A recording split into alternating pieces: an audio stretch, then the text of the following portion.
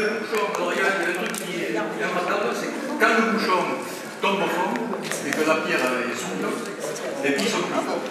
Vous coupez le feu, vous laissez les billes dans le bouillon et vous laissez refroidir jusqu'à 60 degrés à peu près. Après vous sortez les billes, vous les séchez, vous les passez au chalumeau pour lui donner une jolie couleur.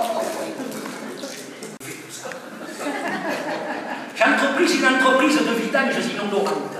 J'ai gagné de l'or, quoi qu'on en dise. Mais cela ne durera pas longtemps. Vous dites que les femmes sont des anges? Ah non, ne me parlez pas comme ça. Tous les produits de mes vidanges, c'est elles qui m'ont bouffé tout ça.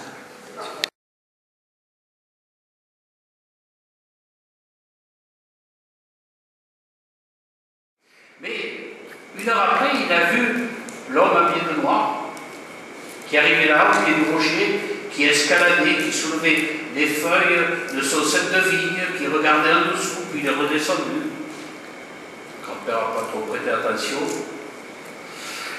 Et puis est arrivé le moment où il aurait dû commencer ses vendanges. Ce matin-là, le grand-père est venu au milieu de ses souches. Il y avait 3 graines d'un côté, 4 de l'autre. Il a essayé de ramasser tout ça. Et au milieu de la matinée, sur le chemin, l'homme habillé de noir est arrivé. Derrière lui, il traînait un petit chariot sur lequel il y avait un pressoir, un petit pressoir.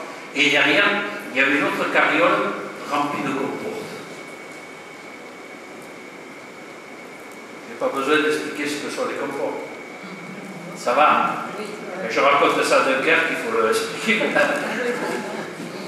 Alors, l'homme habillé de noir s'est arrêté, juste sous son cep, il a escaladé le rocher, il a soulevé les feuilles, et là, le grand-père, il a vu sous les feuilles une grappe énorme, magnifique, intacte. L'homme habillé de noir l'a détaché d'un petit coup de serpette, comme on faisait à l'époque, il est redescendu, il a laissé tomber la grappe dans son petit pressoir portatif, et puis il a fait le tour du pressoir, il s'est baissé. Le grand-père a compris qu'il était en train d'enlever ses chaussures, il a sauté dans le pressoir et il a commencé à quicher, à écraser le raisin avec ses pieds. Et il chantait comme ça.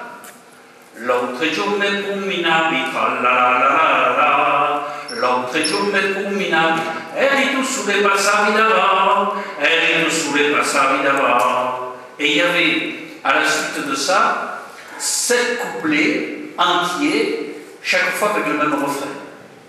Le grand-père a écouté et il a vu, au fur et à mesure que l'autre chantait, du jus couler au pressoir. Il avait mis toutes ses comportes autour, il les a toutes remplies, il les a empilées sur son chariot, il a fait faire un demi-tour au pressoir, au chariot rempli de comportes, il a fait un petit salut de la main, l'homme habillé de noir et il est parti.